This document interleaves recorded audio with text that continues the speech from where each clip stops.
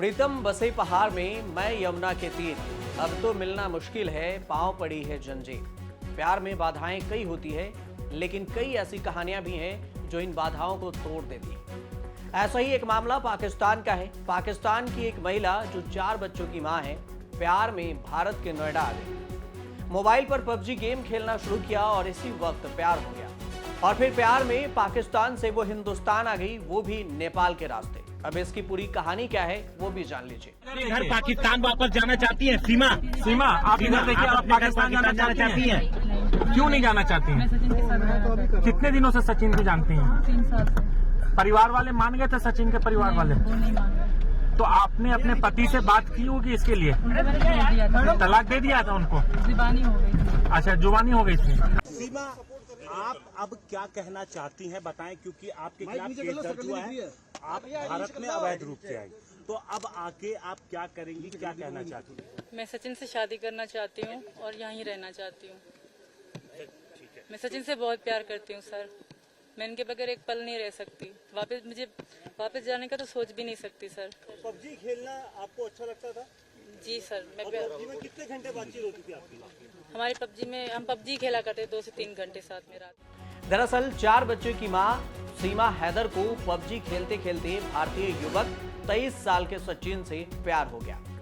पाकिस्तान के कराची की रहने वाली सीमा अपने प्रेमी सचिन से मिलने के लिए 1100 किलोमीटर दूर ग्रेटर नोएडा पहुंच गई। सीमा 13 मई को भारत पहुंची और सीधे ग्रेटर नोएडा के रबूरपुरा थाने इलाके में अपनी प्रेमी सचिन के पास पहुंच गई। सचिन ने रबूरपुरा इलाके के ही अंबेडकर गांव में एक कमरा किराए पर लिया और वहीं पर सीमा हैदर अपने 4 बच्चों के साथ रहने भी लगी। कुछ दिनों के बाद सचिन सीमा को अपने घर ले गया। सीमा हैदर के पाकिस्तानी होने को लेकर आसपास के इलाके में सुगबुगाहट शुरू हो गई, जिसकी जानकारी पुलिस को मिली। लोगों को इस बात पर शक हो रहा था कि एक महिला अपने 4 बच्चों को लेकर इतनी कम उम्र के युवक के साथ क्यों रह रही है। आसपास के लोगों ने सचिन से महिला के बारे में पूछताछ शुरू कर दी और इसके बाद सचिन ने अपने पिता नेत्रपाल को पूरी बात बताई। महिला को घर लाने के लिए इजाजत मांगी। सचिन के मुताबिक नेत्रपाल महिला को बहू के रूप में अपनाने के लिए तैयार तो हो गए, लेकिन कानूनी दिक्कत ना आए इसके लिए वह वकील से बात करने के लिए कचहरी पहुंच गए। दोनों आपस में प्यार करते हैं और यहाँ रहना चाहते हैं, बस साथ रहना चाहते हैं। तो तुमने कोई किसी को बताया था कि पाकिस्तान से आने वाली सीमा 4 बच्चे हैं? नहीं, किसी को नहीं बताया था। हाँ? अब तुम्हें लगता है कि तुम्हें बताना चाहिए था? नहीं, अब सीमा, मैंने बताया नहीं था। काम क्या करते हो? मैं काम करता था दुकान पर। कितनी उम्र है तुम्हारी? मेरी 23 साल थी उम्र। हाँ। तो दोस्ती कैसे हुई? दोस्ती कैसे हुई? पबजी से हुई थी। पबजी से हुई थी, पबजी खेल कर। बात ऐसे ही पबजी से ही हुई थी। निकली बाद में बात होकर नेपाल आई। नेपाल आने के बाद वो क्या कहते हैं, तो मिले वहाँ पर। मिलने के बाद वो अपने यहाँ को चली गई, हम अपने यहाँ को आ गए। वो फिर दोबारा अब यहाँ पर आ गई। यहाँ पर आने के बाद हम इधर से इधर घूम रहे थे। घूमने के बाद वो पुलिस ने हम पकड़ लिए। यहीं पर नोएडा पुलिस को पाकिस्तानी महिला के अवैध रूप से नोएडा में रहने की जानकारी मिली। इसके बाद पुलिस के पहुंचने से पहले ही सचिन सीमा हैदर को लेकर अंबेडकर नगर के कमरे से निकल गया और बल्लभगढ़ चला गया। पुलिस ने सीमा हैदर और सचिन को बल्लभगढ़ से गिरफ्तार कर लिया है। अब पुलिस सीमा हैदर को जेल भेजने की तैयारी में है, लेकिन बच्चे कहां रहेंगे ये अभी तक साफ नहीं है। पुलिस का कहना है कि सीमा के बच्चों के बारे में कोर्ट के आदेश के अनुसार ही काम किया जाएगा। जैसा कोर्ट का आदेश होगा वैसा किया जाएगा। लेकिन अब आपको बताते हैं कि पुलिस को सीमा हैदर के पास क्या क्या डॉक्यूमेंट्स मिले। अवैध रूप से पाकिस्तानी महिला को रखने के आरोप में पुलिस ने सचिन के पिता नेत्रपाल को भी गिरफ्तार किया है। सीमा हैदर के पास से पुलिस ने एक सिम कार्ड बरामद किया है, जो पाकिस्तान का सिम कार्ड है। पुलिस ने मोबाइल और सिम को फॉरेंसिक जांच के लिए भेजा है। इसके अलावा पुलिस को सीमा और उसके 4 बच्चों का पासपोर्ट भी मिला है, जिस पर नेपाल का वीजा लगा हुआ है। पुलिस ने सीमा हैदर के पास से पासपोर्ट के अलावा उसका marriage certificate, 3 Aadhaar card, governor of Pakistan national database and registration authority, ministry of interior की एक सूची भी बरामद की गई है। महिला के पास 5 वैक्सीनेशन कार्ड और काठमांडू से दिल्ली तक की यात्रा का बस टिकट भी मिला है। इतना ही नहीं, सीमा की पहली शादी के 2 वीडियो कैसेट भी मिले हैं। वो अपनी शादी से जुड़े सभी दस्तावेज और सबूत लेकर ही भारत आई है।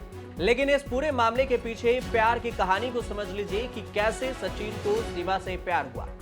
नोएडा पुलिस के मुताबिक सीमा हैदर पाकिस्तान के सिंध प्रांत के जैसमाबाद की रहने वाली है। दस्तावेजों के मुताबिक उसकी शादी गुलाम रजा के साथ साल 2014 में हुई थी।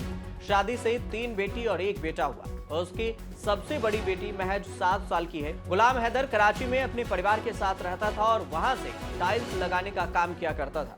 पुलिस के मुताबिक साल 2019 में गुलाम हैदर काम के सिलसिले में सऊदी अरब चला गया।